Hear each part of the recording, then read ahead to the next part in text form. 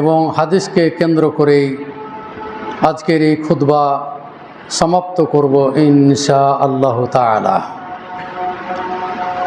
আমরা আল্লাহ তাআলা যে সমস্ত কিছু নির্দিষ্ট ইবাদত আমাদের উপরে ফরজ করেছেন, যেমন সালাত, যাকাত, হজ, রমজানের সিয়াম, আল্লাহ তাআলা এগুলো এই উম্মতে মুহাম্মাদের উপরে ফরজ করেছেন।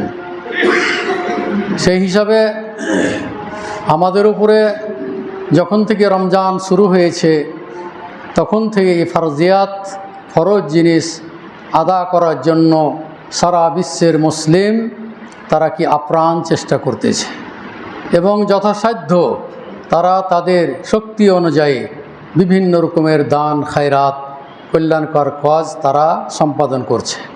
এবং শেষ রমজানের রাত্রি পর্যন্ত, শেষ রমজানের সূর্য ডোবার আগ পর্যন্ত ইনশাআল্লাহ দিনী ভাই যারা আছেন তারা আপনাদের সৎ আমলগুলি বেশি বেশি করার আপনারা চেষ্টা করবেন।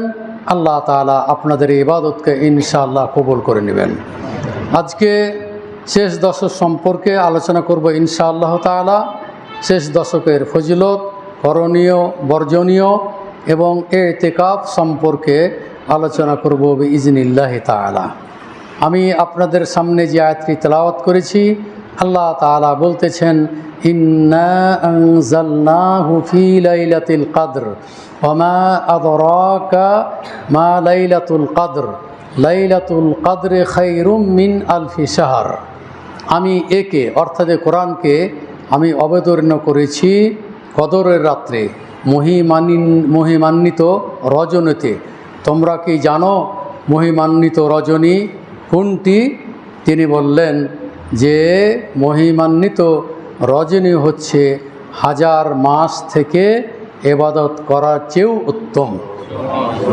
খায়রুম মিন আলফি শাহর, 1000 বছরের চেয়েও কি এই এক রাত্রির ইবাদত আল্লাহর নিকটে অধিক প্রিয় এবং অধিক উত্তম।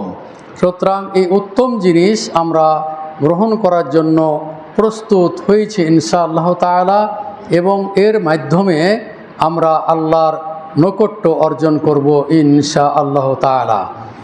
আপনারা জানেন যে আজকে এই মাগরিবের আজান সূর্য অস্ত যাওয়ার সাথে সাথেই 21 তারিখের রাত্রি, শেষ দশকের রাত্রির ফজিলত শুরু হয়ে যাবে। যার কারণে আজকে থেকেই এই মাগরিব পর থেকেই আপনারা আপনাদের যথাসাধ্য আল্লাহ রাসূল সাল্লাল্লাহু আলাইহি ওয়াসাল্লাম যেভাবে তিনি ইবাদত বন্দেগী করেছেন, পরিবারকে নিয়ে তিনি রাত্রি জেগেছেন এবং তাদেরকে জাগিয়েছেন, তারপরে ইবাদত বন্দেগী করেছেন। ঠিক আমাদেরকেও এই বিশেষ করে এই শেষ দশকের বেজোড় রাত্রি যেগুলো, সেগুলোর ব্যাপারে হাদিস এসেছে এবং শেষ দশকেরও হাদিস এসেছে। কেউ যদি মনে করে যে আমি 10 দিনই কী করব, ইবাদত বন্দেগী করব, সারা রাত্রি ইবাদত বন্দেগী করব, সেটাও সে করতে পারে।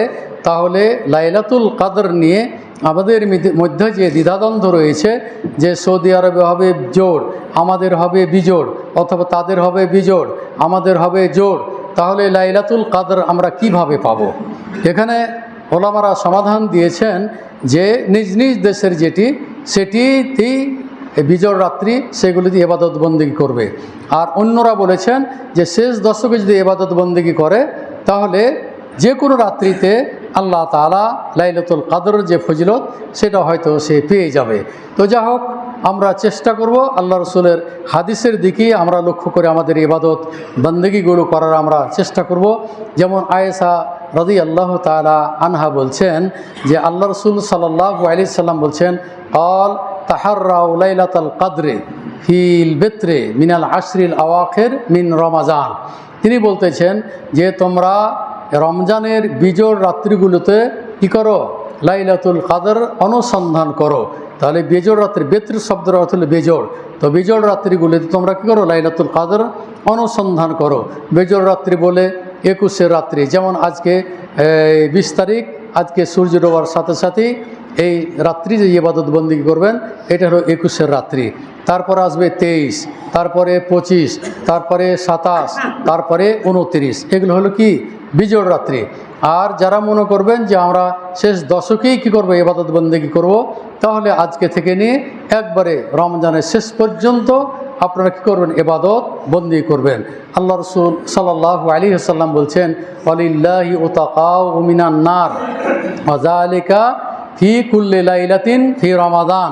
আল্লাহ তাআলা রমজানের শুরু থেকে নিয়ে শেষ পর্যন্ত অসংখ্য লোককে আল্লাহ তাআলা জাহান্নাম থেকে করেন মুক্ত করে দিবেন। তাহলে শুরু থেকে নিয়ে শেষ পর্যন্ত কি আল্লাহ তাআলা কি করবেন, অনেক মানুষকে জাহান্নাম থেকে কি করবেন, মুক্ত করে দিবেন। তাই আমরা চেষ্টা করব ইবাদতের মাধ্যমেই আমরা কি করব, আল্লাহর ইবাদত বান্দিগিতে মশগুল থাকব।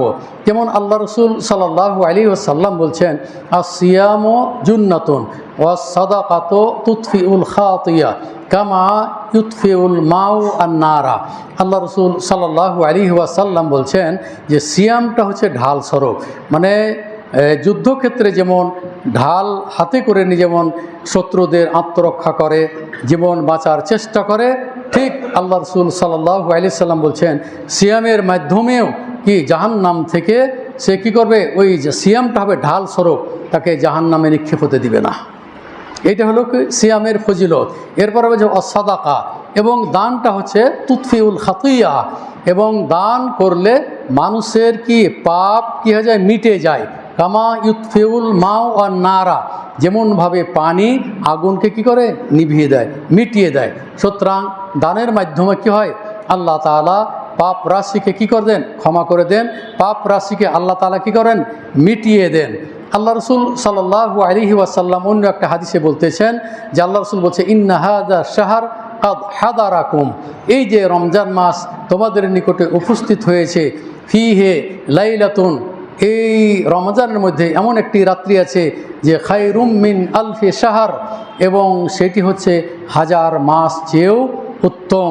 সুতরাং ফামান হুরিমাহা, যে ব্যক্তি এই কল্যাণকর কাজ হতে বঞ্চিত হবে, ফাকাদ হুরিমাল খাইরা কুল্লাহু, পুরো কল্যাণ হতে সে কি বঞ্চিত হয়ে যাবে। সুতরাং এই এমনই একটি মাস, যে মাসটি আমরা পেয়েছি। আল্লাহ রসুল সাল্লাল্লাহু আলাইহি ওয়াসাল্লাম যেমন তিনি নিজে তার পরিবারকে এই রাত্রিতে কি করেছেন, তিনি জাগিয়েছেন। যেমন আল্লাহ রসুল সাল্লাল্লাহু আলাইহি সাল্লামের একটি হাদিস, আয়েশা রাদিয়াল্লাহু তাআলা আনহা হতে হাদিসটি বর্ণিত, বুখারীর হাদিস, কানা রাসূলুল্লাহ সাল্লাল্লাহু আলাইহি ওয়াসাল্লাম ইয়াজতাহিদু ফিল আশরিল আওয়াখির মা লা ইয়াজতাহিদু ফি গায়রিহি। আল্লাহ রসুল সাল্লাল্লাহু আলাইহি ওয়াসাল্লাম যেভাবে তিনি এই রমজান মাসে কি করেছেন, তিনি ইবাদত বন্দেগী শক্তি অনুযায়ী তিনি কি করেছেন, চেষ্টা করেছেন, আপ্রাণ চেষ্টা করেছেন। মা লা ইয়াজতাহিদু ফি গায়রিহি, অন্যান্য মাসে রমজানের তুলনায় অন্যান্য মাসে এত ইবাদত বন্দেগী তিনি করতেন না। কানা রাসূলুল্লাহ সাল্লাল্লাহু আলাইহি ওয়াসাল্লাম ইয়াজতাহিদু ফিল আশরিল আওয়াখির, আল্লাহ রসুল এই শেষ দশকে কি করতেন, তিনি ইবাদত বন্দেগী কি তিনি করার চেষ্টা করতেন। যতটুকু তিনি চেষ্টা করতেন অন্য মাসে ততটুকু চেষ্টা করতেন না। তাহলে বোঝা গেল রমজানের যে ফজিলত, রমজানের যে ইবাদত বান্দেগী, আল্লাহ তাআলা নিজ হাতে তার প্রতিদান দিবেন। যার কারণে রাসূলুল্লাহ সাল্লাল্লাহু আলাইহি ওয়াসাল্লাম তিনি নিজে এবং তার পরিবারকে কি করতেন, এই রাত্রিতে তিনি জাগাতেন এবং সালাত, ইবাদত, কোরআন তেলাওয়াত, জিকির, আজকার, যত রকমের বন্দেগী আছে, ইবাদত বন্দেগী আছে, আল্লাহ রসুল সাল্লাল্লাহু আলাইহি ওয়াসাল্লাম কী করতেন, সেটি নিজেও বাস্তবায়ন করতেন, নিজেও করতেন এবং পরিবারকে সেটি করানোর জন্য তিনি নির্দেশ দিতেন।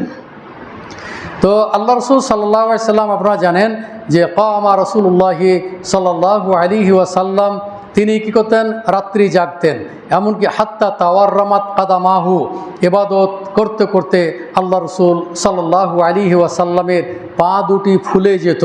ফাকিলা লাহু লিমা তাসনাউ হাদা, আপনি কেন এত ইবাদত বন্দি করতেছেন? ওয়াকাদ গাফারা লাকা মা তাকাদ্দামা মিন যামবিকা ওয়া মা তাআখার, আপনার অতীতের এবং পরের গুনাহ আল্লাহ তাআলা মাফ করে দিয়েছেন। তারপরও আপনি এই রাত্রিগুলিতে এত ইবাদত করতেন, আপনি দাঁড়িয়ে ইবাদত করতে করতে আপনার পা দুটি ফুলে যেত। আল্লাহ রসুল সাল্লাল্লাহু আলাইহি সাল্লাম উত্তর দিলেন, আফালা আকুনু আবদান শাকুরা, আমি কি আল্লাহর শুকরগুজার বান্দা হিসাবে কি গণ্য হব না? আল্লাহ যে আমার পরে এত বড় নিয়ামত দান করেছেন, সেই নিয়ামতের শুকরিয়া স্বরূপ আল্লাহর ইবাদত বন্দেগী আমি করেই যাব। আল্লাহ রসুল সাল্লাল্লাহু আলাইহি ওয়াসাল্লাম যদিও সুসংবাদ জান্নাতের পেয়েছিলেন, তারপর রাসূলুল্লাহ সাল্লাল্লাহু আলাইহি ওয়াসাল্লাম তিনি কি করেছেন? নিজে ইবাদত করেছেন, তার পরিবারকে রাত্রিতে কি জাগরণ করিয়েছেন, উঠিয়েছেন। বুখারীর হাদিস যেটি আমি বলেছি আপনাদের সামনে, যে মান কামা লাইলাতাল কদরে ঈমানান ওয়া ইহতিসাবা গুফিরা লাহু মা তাকাদ্দামা মিন যামবিহি। আল্লাহ রাসূল সাল্লাল্লাহু আলাইহি ওয়াসাল্লাম বলছেন, লাইলাতুল কদর যারা উদযাপন করবে, যারা সালাতুত তারাবি আদায় করবে, যারা কিয়ামুল লাইল আদা করবে, আল্লাহ তাআলা তাদের অতীতের গুনাহ আল্লাহ মাফ করে দিবেন।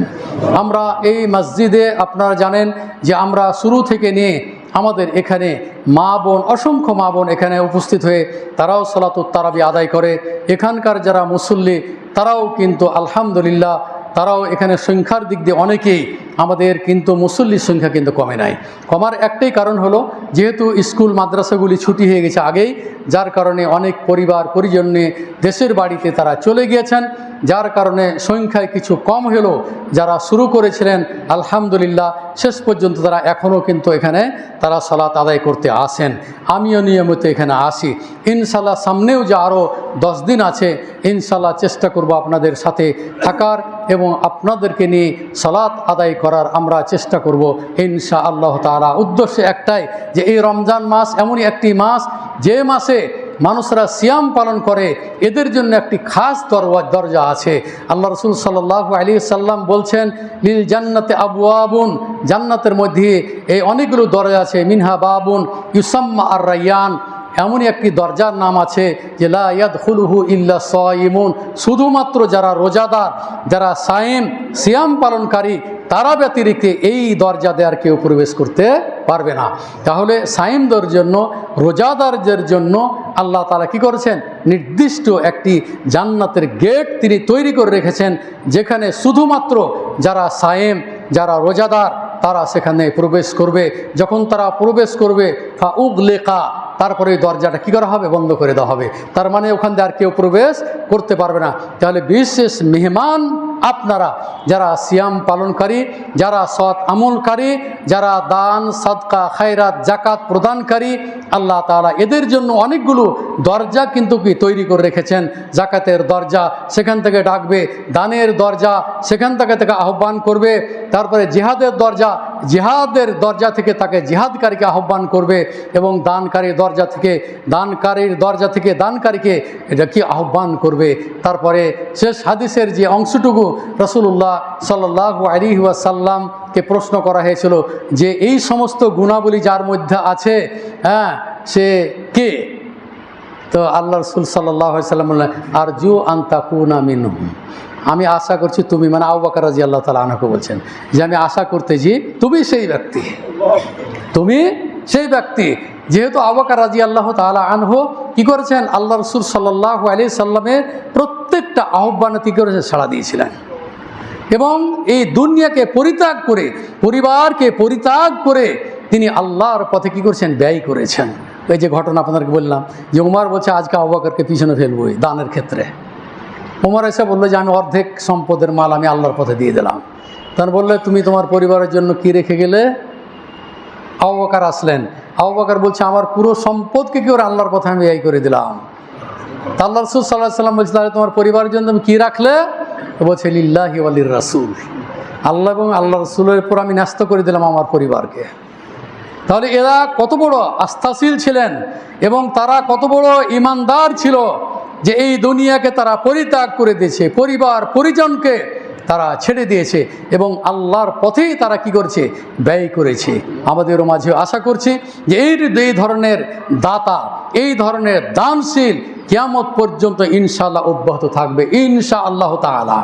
আপনারা জানেন এই মসজিদের জন্য শুরু থেকে নিয়ে আপনাদের নিকটে আমি দানের হাত সম্প্রসারিত করতে বলেছিলাম, দানের হাত বাড়িয়ে দিতে বলেছিলাম এবং আপনারা আমার এই আহ্বানে আপনারা সাড়া দিয়েছেন আলহামদুলিল্লাহ।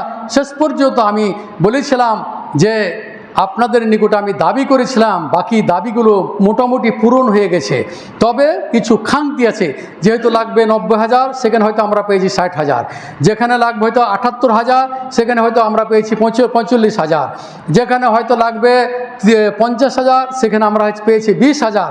এইভাবে আলহামদুলিল্লাহ আপনারা সবাই সাড়া দিয়েছেন। এবং সর্বশেষ যে সাড়া পেয়েছি, কালকে খবরটা পেলাম, আমাদের ক্যাশিয়ার মিজানুর রহমান ভাই আমাকে বললেন যে আপনি রেলিংয়ের জন্য, ওই যে 3 তলায় সিঁড়িতে ওঠার জন্য যে রেলিংয়ের আবেদন করেছিলেন, এক ভাই ওবাদুর রহমান নামে এক ভাই, তিনি গতকালকে 20,000 টাকা রেলিংয়ের জন্য দান করে দিয়েছেন। আলহামদুলিল্লাহ। শুধু ওনার জন্য নয়, আপনাদের সবার জন্য, যারা আইপিএস দিয়েছেন, যারা টাইলস দিয়েছেন, যারা সিঁড়ি করার জন্য টাকা দিয়েছেন, আরও যারা এই মসজিদের জন্য যারা দান করেছেন, সকলের জন্য দোয়া এবং দোয়া আমরা করবই ইনশাআল্লাহ। এবং আপনার জন্য, আপনার পরিবারের জন্য, কল্যাণের জন্য দোয়া করব। যারা মৃত্যুবরণ করেছেন তাদের জন্য দোয়া করব। হে মহারব্বুল আলামিন, তুমি তাদেরকে কবর আযাব থেকে রক্ষা করিও। আল্লাহ, তুমি তাদেরকে জাহান্নাম থেকে রক্ষা করিও। আল্লাহ, তুমি তাদেরকে জান্নাতুল ফেরদাউস নসিব করিও। এই দানের মাধ্যমেই আল্লাহ তাআলা আপনাদেরকে, আপনার পরিবারকে, যারা মৃত্যুবরণ করেছেন তাদেরকে, এবং যারা জাকাত দিয়েছেন, জাকাত দিচ্ছেন, আমি আবেদন করেছিলাম আমার মাদ্রাসার জন্য, আলহামদুলিল্লাহ সাড়া পেয়েছি এবং দিতেছে, যথেষ্ট দিয়েছেন। এবং সর্বশেষ রমজান পর্যন্ত আপনাদের জাকাতের একটা অংশ অবশ্যই আপনি আমাদের মাদ্রাসায়, আমার মাদ্রাসায় আপনারা দেবেন। মা বোনদের কাছ থেকেও পেয়েছি, আপনাদের কাছ থেকেও দৈনন্দিন পাচ্ছি। আলহামদুলিল্লাহ। আল্লাহ তাআলা আপনাকে এবং আপনার সম্পদকে আল্লাহ তাআলা যেন পরিচ্ছন্ন করেন। আর মসজিদের দান তো আপনারা জানেন যে এই মসজিদের দান এমনই দান, যেই দান করলে মসজিদ নির্মাণ করার জন্য যে ফজিলত রয়েছে, যে আল্লাহ তাআলা জান্নাতে একটি তার জন্য কি ঘর নির্মাণ করবেন। তাহলে আপনারা যে দানগুলি যে করতেছেন, কোটার দান করতেছেন, ওই সব দান করতেছেন, আরও যে সমস্ত দানগুলি করতেছেন, এই দানগুলি আল্লাহর দরবারে গৃহীত হবে ইনশাআল্লাহ তাআলা। ফামা ইয়ামাল মিসকালা যাররাতিন খাইরান ইয়ারা। বিন্দুমাত্র যদি আপনি আমল করে থাকেন, সরিষা সমপরিমাণ যদি আপনি দান করে থাকেন, সেই দান আপনি অবশ্যই কিয়ামতের দিন আপনার আমল নামাতে আপনি দেখতে পাবেন ইনশাআল্লাহ তাআলা। আপনারা জানেন যে এখানে যে সমস্ত কল্যাণকর কাজগুলো হচ্ছে, আপনারা জানেন যে আপনারা হয়তো খোঁজ খবর নেন না, টাকা পয়সা ঠিকই দিচ্ছেন, কিন্তু আমাদের এখানে এই ইফতারির আশেপাশের যে সমস্ত লোক, গরিব মিসকিন এবং যারা ছাত্রাবাসে থাকে, সমস্ত ভাইরা এখানে সর্বশেষ যে খবরটি পেলাম, 120 জন মতো তারা এখানে কি করতেছে, ইফতার করতেছে। আজকে 20 রোজা কিন্তু চলে গেল, আলহামদুলিল্লাহ আটকে নাই, চলতেছে, দিচ্ছেন আপনারা। এই সামনের 10 দিন যেহেতু সংখ্যায় অনেক বেড়ে গিয়েছে, খরচও বেড়ে গেছে, তুলনামূলকভাবে ওই অর্থ কিন্তু আর আসছে না। এই জন্য আপনাদের 10 জনের কাছ থেকে আমি আবেদন করব যে 10টি ভাই আপনারা 10 দিন একদিন করে দায়িত্ব নেন, যে আল্লাহ রসুল সাল্লাল্লাহু আলাইহি সাল্লাম হাদিসটি আপনারা আপনাদের জীবনে বাস্তবায়ন করুন। মান ফাত্তারা সাইমান কানা লাহু মিসলু আজরিহি গায়রা আন্নাহু লা ইনকাসু মিন আজরি সাইমি শাইউন। আল্লাহ রসুল সাল্লাল্লাহু আলাইহি সাল্লাম বলছেন, যে ব্যক্তি কোনো সায়েমকে ইফতার করাবে, সে তার ওই সায়েমের নেকি সমপরিমাণ তাকে নেকি প্রদান করবেন। তাহলে 120 জনকে যদি আপনি ইফতার করান, তাহলে ওই 120 জন রোজা রেখে, সিয়াম রেখে যে নেকিটা পেয়েছে, এই 120 জনের সমপরিমাণ আপনি নেকি পাবেন ইনশাআল্লাহ তাআলা, অজস্র নেকি। আশা করছি আপনারা 10 জন ভাই হোক, 5 জন হোক, আপনারা কী করুন, এই শেষ দশক পর্যন্ত আপনারা এই ইফতারের ব্যবস্থা করুন। আল্লাহ যেন আপনাদের দানগুলিকে আল্লাহ যেন কবুল করে নেন, আমিন। এরপরে আমার শেষ অংশে আমি চলে যাব, সেটি হচ্ছে যে ইতিকাফ সম্পর্কে। ইতিকাফ আপনারা জানেন যে আজকে রাত্রি ইতিকাফে বসতে হবে। তো ইতিকাফের 2টি হাদিস এসেছে। কয়টি হাদিস? 2টি। একটি এসেছে যে মাগরিব পরেই আল্লাহ রসুল সাল্লাল্লাহু আলাইহি সাল্লাম বলেছেন ইতিকাফে বসেছেন। এরপরে আরেকটি হাদিস হলো যে ফজরের সালাত আদায় করে আল্লাহ রসুল সাল্লাল্লাহু আলাইহি সাল্লাম ইতিকাফে বসেছেন। সুতরাং 2 হাদিসকে ওলামারা সমন্বয় করে দিয়ে এইভাবে বলেছেন যে মাগরিব পর থেকে তিনি তার জায়গা প্রস্তুত করে রাখবেন এবং ফজর পর থেকে মূল আনুষ্ঠানিকতা শুরু হবে ইনশাআল্লাহ তাআলা। তাহলে ইতিকাফ এমন একটি ইবাদত যেখানে অনেকগুলো ইবাদত কি হয়, এক জায়গাতে কি করে সমাবেশ ঘটে, যার কারণে ইতিকাফ নবী করিম সাল্লাল্লাহু আলাইহি সাল্লাম নিজেও করেছেন এবং তার পরিবার পরিজন, তার স্ত্রীরাও কী করেছেন, ইতিকাফ করেছেন। আমাদের দেশে একটি ভুল ধারণা আছে যে যদি কোনো মহল্লায় যদি কেউ এতেকাফ না করে তাহলে সবাই পাপী হবে। এ কথাটি হলো ভ্রান্ত ধারণা। এটা কোনো শরীয়ত সম্মত কথা নয়। ইবাদত এতেকাফ একটি গুরুত্বপূর্ণ ইবাদত, যেটা করলে আপনি নেকি পাবেন, না করলে আপনি নেকি থেকে বঞ্চিত থাকবেন। এই তো হলো ইবাদত, এটা হলো এতেকাফ। সুতরাং যাদের ধারণা যে এতেকাফ একজন যদি কেউ না করে তাহলে পুরো ওই এলাকার লোকজন, ওই গ্রামের লোকজন সবাই পাপী হবে, এই কথাটি মানুষের তৈরি, এটা আল্লাহ রাসূলের কথা নয়।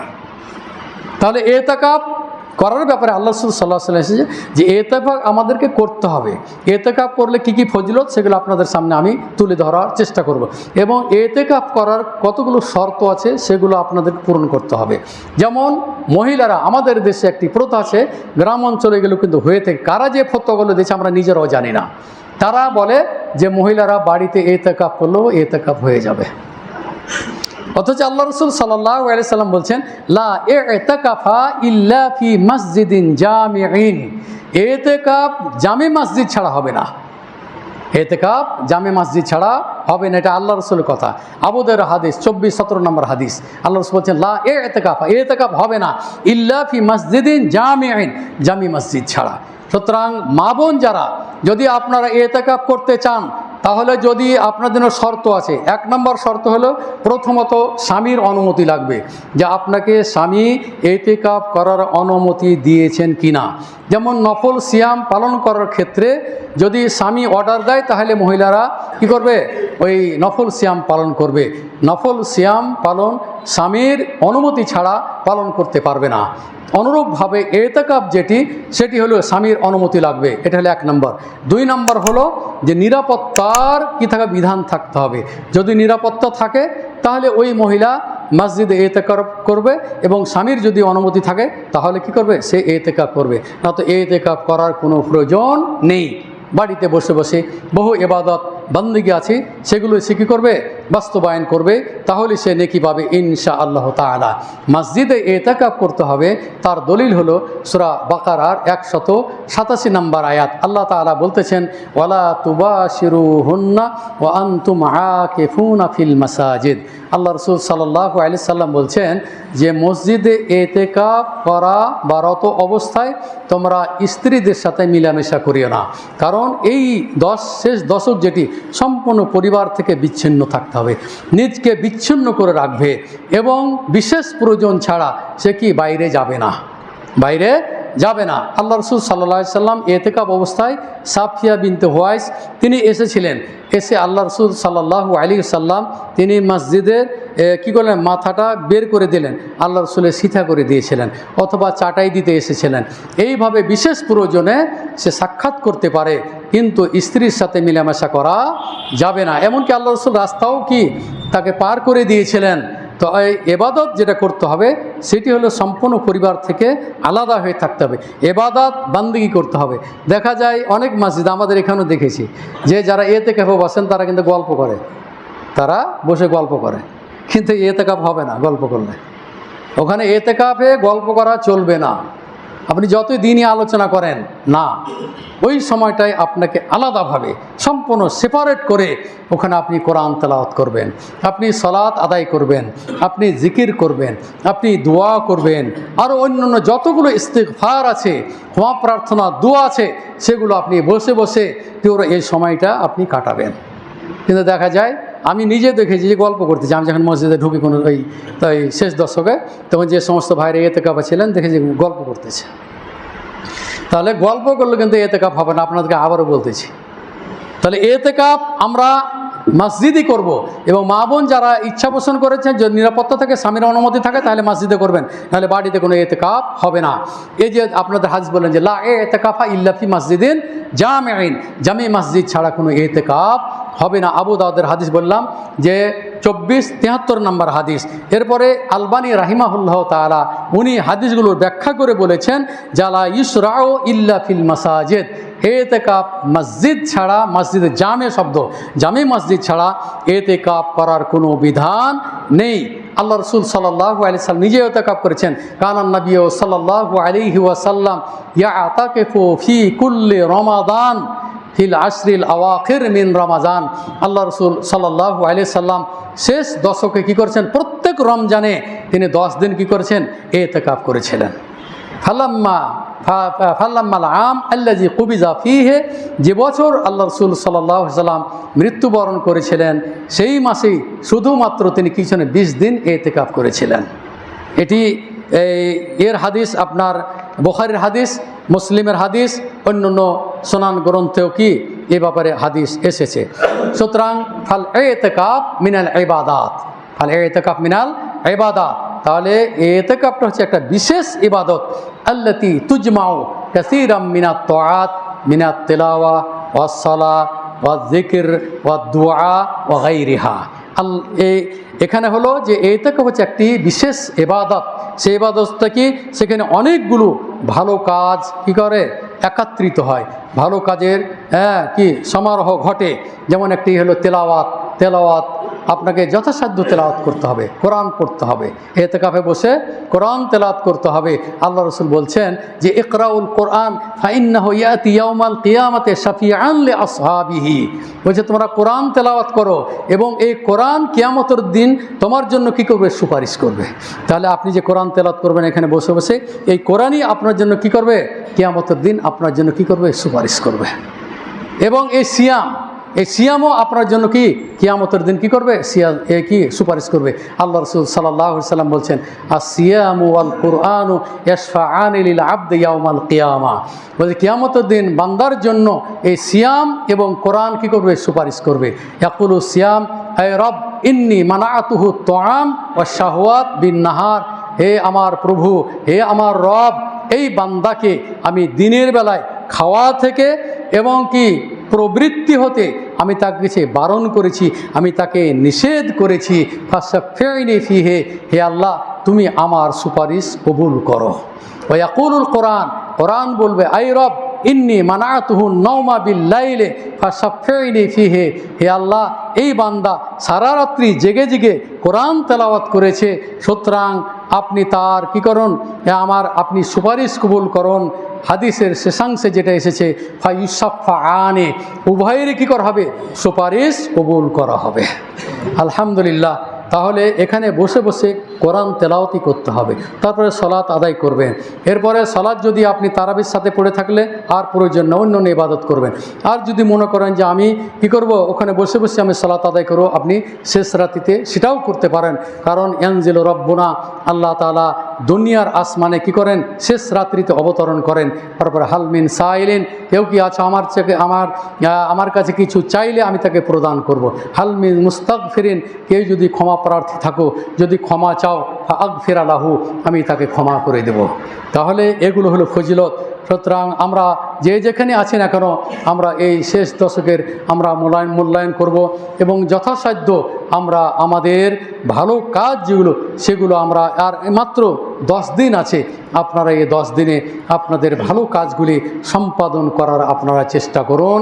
যেমনভাবে শুরুতে করেছিলেন, যেমনভাবে সিয়াম রেখেছেন, তারপরে আপনি সালাতুত তারাবি আদায় করেছেন এবং করতেছেন, এবং কিয়ামুল লাইল যেটি আসতে লাইলাতুল কদর সেটাও আপনি করবেন। তাহলে এগুলো করলে আল্লাহ তাআলা আপনার অতীতের গুনাহ আল্লাহ কী করবেন, ক্ষমা করে দিবেন, মাফ করে দিবেন। তা আমরা তো চাচ্ছি যে রমজান মাসে হে আল্লাহ তুমি আমাদের পাপগুলিকে আল্লাহ তুমি ক্ষমা করে দাও। এই রমজান মাসে আমাদের যে ভুল ত্রুটিগুলো হয়েছে সেগুলো আল্লাহ তুমি আমাদেরকে ক্ষমা করে দাও।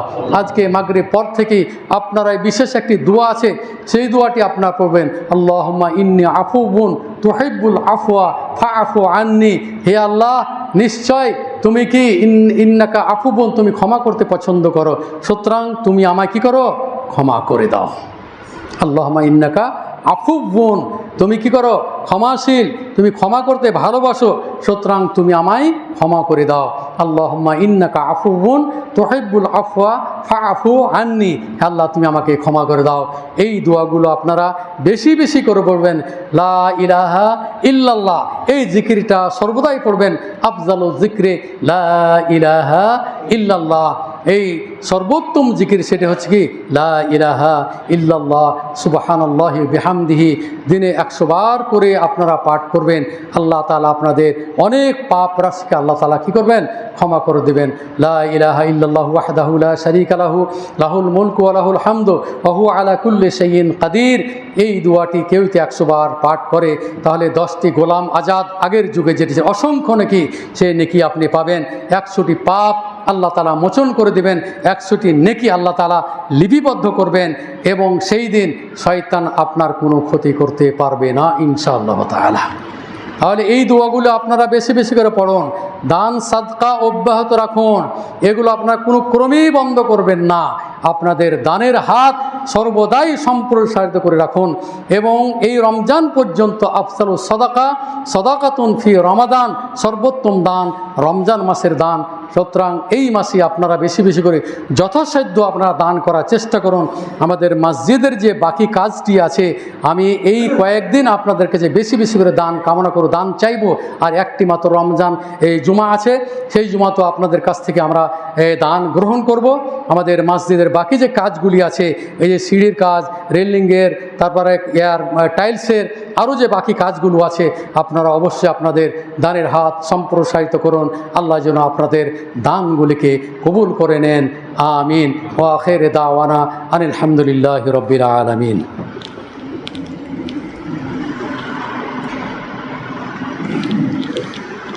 তাআদুল ইবাদাল্লাহ রাহিমাকুমুল্লাহ। ইন্নাল্লাহা ইয়া'মুরু বিল আদলি ওয়াল ইহসান ওয়া ইতা'i যিল কুরবা ওয়া ইয়ানহা আনিল ফাহশাই ওয়াল মুনকার।